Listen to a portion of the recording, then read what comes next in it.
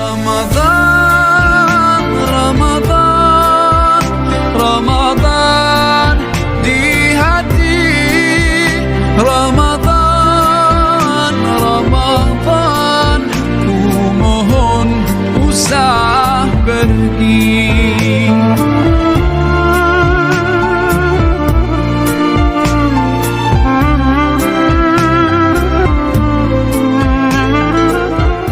Assalamualaikum warahmatullahi wabarakatuh. Alhamdulillah, kita ketemu lagi dengan materi yang luar biasa. Kalau yang lain mungkin menceritakan tentang para sahabat Rasul, sekarang Mister akan menjelaskan tentang sejarah peradaban Islam. Yang paling hebatnya, ini adalah salah satu tempat yang pernah ada di dunia ini. Ini berada di daerah atau di negara Turki. Baik, Mister akan menyebutkan dengan nama kota Istanbul. Oke, Istanbul pasti pernah dengar kan? Oke. Ada yang mungkin pernah jalan-jalan, ada yang pernah pergi ke sana, tapi Mister tidak akan menceritakan tentang destinasi wisata di sana, tapi Mister akan menceritakan tentang peradaban Islam di Istanbul. Nah, bermula dari Turki, teman-teman. Turki ini menyimpan segudang sejarah kedikdayaan berbagai bangsa di masa lalu pastinya. Di Istanbul, nah misalnya banyak bangunan dan peninggalan masa lalu yang masih bisa dinikmati sampai saat ini. Ya, masih banyak tuh sampai saat ini kita bisa lihat. Inilah salah satu alasan mengapa banyak wisatawan dari penjuru dunia mengunjungi kota tersebut. Selain itu, Istanbul juga menjadi satu-satunya kota di dunia yang terletak di dua benua. Wow, ya, di dua benua, yaitu benua Asia dan Eropa. Bagi kalian yang bermimpi mengunjungi Istanbul, tentu akan lebih baik jika dibekali dengan sejarah kota itu. Nah, bermula dari era Romawi. Pada zaman tersebut, ya, mencatat kota ini mulanya dikenal dengan Bizantium, namanya Bizantium dulunya. Nah, Istanbul sudah berusia 1000 tahun. Wow, sudah lama juga ya. Sudah berusia 1000 tahun ketika masa Konstantin Agung menjadikannya sebagai ibu kota Kekaisaran Romawi pada tahun 330 Masehi. Nah, sejak saat itu Istanbul dinamai yang namanya Konstantinopel atau kota Konstantin.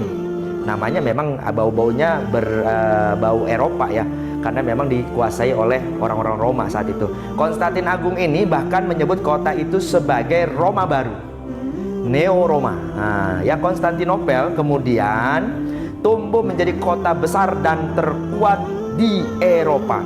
Bahkan pada masa pemerintahan Justinian, ya, menjadi puncak kejayaan Konstantinopel. Karena itu populasi penduduk di awal pemerintahannya mencapai sekitar 500.000 orang.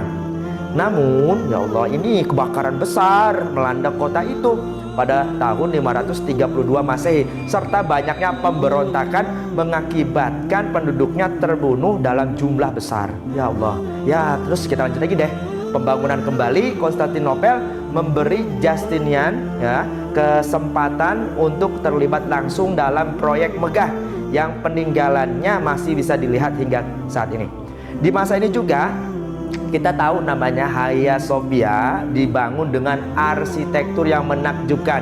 Hagia Sophia atau Hagia Sophia kita ejaannya adalah sebuah tempat ibadah di Istanbul yang dibangun pada tahun 537 Masehi sampai 1453 Masehi.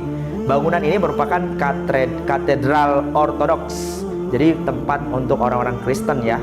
Kristen Ortodoks.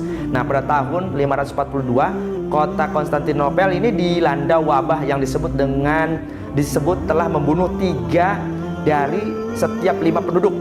Tak hanya Konstantinopel, tetapi Kekaisaran Romawi secara umum juga ikut terdampak dengan proses pemulihan yang sangat lambat hingga abad ke-9. Selama periode ini, kota tersebut diserang oleh Persia dan Avar 626. Arab 674 dan seterusnya lah. Intinya banyak penyerangan. Namun semuanya gagal menaklukkan Konstantinopel. Gak ada yang berhasil. Jadi memang sudah diceritakan oleh Nabi dalam hadis-hadisnya bahwasanya akan ada satu kesempatan untuk menaklukkan kota ini. Dalam abad-abad selanjutnya, kota itu menjadi saksi bisu pertarungan politik dan perebutan kekuasaan dari berbagai pihak hingga akhirnya dikuasai oleh Turki Utsmani. Ini dia Kesultanan Turki Utsmani yang akhirnya bisa menaklukkan kota Konstantinopel. Percobaan pertama Turki Utsmani untuk menguasai Konstantinopel berlangsung pada tahun 1422 Masehi oleh Sultan Murad II. Tetapi upaya itu gagal. 30 tahun kemudian Sultan Mehmed II, ya, atau yang kita sebut Sultan Muhammad Al-Fatih, melanjutkan upaya itu dengan memblokade Selat Bosporus yang dimulai pada April 1453 Masehi. Turki akhirnya tidak hanya memiliki keunggulan jumlah pasukan yang luar biasa, tetapi juga meriam yang menembus tembok kuno. Serangan pamungkas dilakukan pada 29 Mei 1453 dan menewaskan pemimpin terakhir Bizantium, Konstantin ke-11. Mehmed II kemudian memindahkan populasi dari daerah taklukannya, ya, taklukan lainnya seperti Peloponnes, Salonika dan pulau-pulau di Yunani. Sekitar 1480 populasi Istanbul meningkat menjadi antara 60.000 dan 70.000, dan Hagia Sophia serta gereja-gereja yang lain di Bizantium lainnya diubah menjadi masjid. Meski demikian, Patriarkat Yunani dipertahankan tetapi dipindahkan ke gereja Pamakar Kristos, kemudian berpindah di kawasan Vener. Ya, intinya setelah itu Turki menjadi Istanbul ini menjadi kota hebat, kota besar pada masa kekhalifahan Turki Utsmani. Kita akan lanjut lagi ya teman-teman pada kesempatan kedua tentang cerita Istanbul. Intinya berkaitan dengan sosok yang luar biasa, yaitu Sultan Muhammad Al-Fatih. Mungkin cukupkan terlebih dahulu untuk materi di part 1 ini. Mudah-mudahan nanti bisa ketemu lagi. Oke ya? Nanti kita lanjut lagi di part 2 tentang cerita Istanbul dengan Sultan Muhammad Al-Fatih. Mungkin Mister akhiri. Wassalamualaikum warahmatullahi wabarakatuh.